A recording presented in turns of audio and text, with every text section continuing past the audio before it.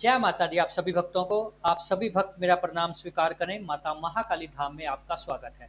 सबसे पहले तो मैं आपका आभार प्रकट करता हूं कि आपने हमारे चैनल को ज्वाइन किया। इसके लिए आपका बहुत बहुत धन्यवाद। हमारे मेंबर बनने के लिए जिस भी आप जुड़े हो, भक्त हो, साधक हो, गुरु, जो भी आपने प्लान लिया है उसके लिए आपका बहुत बहुत धन्यवाद। तहे दिल से आपका धन्यवाद। और आज मैं जो बात करने जा रहा हूँ वो थोड़ी सी गुप्त विषय है, इसलिए आपको भी ये आदेश दूंगा कि आप किसी को ये बातें शेयर मत कीजिए। आज मैं आपके लिए हर एक समस्या का समाधान लेकर आया हूँ।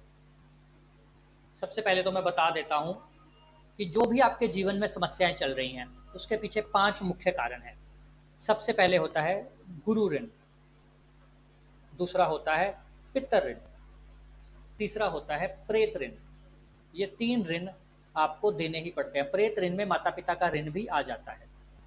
गुरु ऋण, पितृ ऋण में देव ऋण और ऋषि ऋण भी आ जाता है। इस प्रकार से ये 3 ऋण है जो आज के मॉडर्न यो कलयुग में हम बोल सकते हैं कि कलयुग में ये आपको बहुत अधिक प्रभाव डालते हैं। ये 3 ऋण है, जब तक ये ऋण नहीं उतरेंगे। अब ऋण है, कर्ज है, तो या तो आप इसको पैसे से उतारो, नहीं तो आप अपने जॉब से उतारो। क्यों बोलते हैं आपको जॉब करने के लिए? क्योंकि नहीं तो आपका पैसा लगता रहेगा, कभी हॉस्पिटलों में, कभी डॉक्टरों में, कभी कहीं, कभी कहीं, कहीं ना कहीं आपका पैसा जाता रहेगा। तो इसीलिए इस बर्बादी से बचने के लिए समझ जाना चाहिए कि आपके ऊपर कुछ ऋण है। उस ऋण को दूसरा तरीका है जाप से उतारने का। जब आप जाप करते हो और देवता को वो जाप समर्पित करते हो तो देवता उस जाप का प्रतिफल देता है आपके उस ऋण में से, चाहे वो पितृ ऋण हो, चाहे वो प्रेत ऋण हो, चाहे वो गुरु ऋण हो, उस ऋण को उतारने में।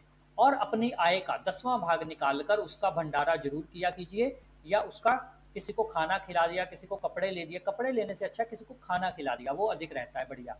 तो आप किसी साधुओं को खाना, अपने आप जितना भी एक महीने में कमाया पूरे परिवार की आय आपने जोड़ लेनी, हिसाब लगा लेना, और 10% आपने अपने गुरु का जरूर निकालना है। याद रखिएगा, इसको गुरु का बोलते हैं। तो गुरु, अगर आपने धाम से दीक्षा ली है तो मेरी तरफ से यही है कि भूखों को खाना खिला दो। ये आपका सबसे बढ़िया रहेगा। पंछियों को, कुत्तों को, जीवों को, इन सब चीज़ों को, हमेशा गौओं को। आज के ज़माने में क्या हो गया है कि पहले ज़माने में कुत्ते घर के बाहर होते थे और गाय माँ घर के अंदर होती थी। आज गाय घर के बाहर घूम रही है, भटक रही है, कूड़े में मुंह मार रही है, और कुत्ते घर के अंदर एसी की हवा ले रहे हैं।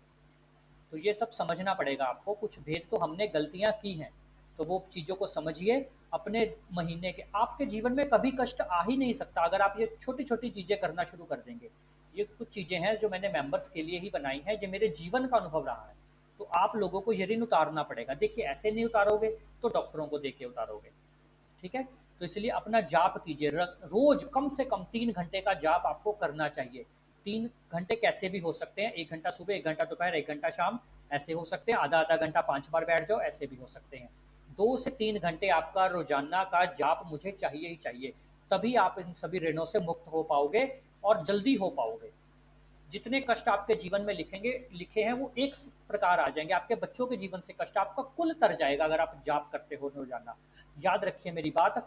और थोड़ा थोड़ा ये दान करना शुरू कीजिए। महीने का 10वां, जिसको 10वां हिस्सा बोलते हैं आय का, वो निकालना शुरू कीजिए। अपने आय का 10वां हिस्सा भी और अपने समय का 10वां हिस्सा भी। आय का 10वां हिस्सा पैसे के रूप में दान करके, खाना खिला के, खाना खिलाना सबसे बढ़िया। कीड़े मकोड़ों को, पंछियों को, कुत्तों को, जीवों को, गायों को, जो भी जानवर आपको दिखे उनको खाना खिलाना बहुत जरूरी है। दूसरा, साधुओं को खाना खिलाना भी अच्छी बात होती है। इसके बाद अगर आप जानना चाहें तो आप लोग इसके बाद जो आपकी समय का 10वां हिस्सा है, यानी कि 24 घंटों का अगर मैं 10वां हिस्सा निकालूं तो 2 घंटे 40 मिनट आपके बनते हैं। तो वो आपने समय परमात्मा का नाम जप करना है। परमात्मा का नाम जप करने से आपको खूब सद्बुद्धि आएगी, आपका विवेक जागृत होगा, और आप इसके अलावा जितने भी मल मलिनताओं से घिरे हुए हैं उससे आप दूर हो जाओगे। माता काली आपका कल्याण करे। बस यही मैंने आज आपको बताना था।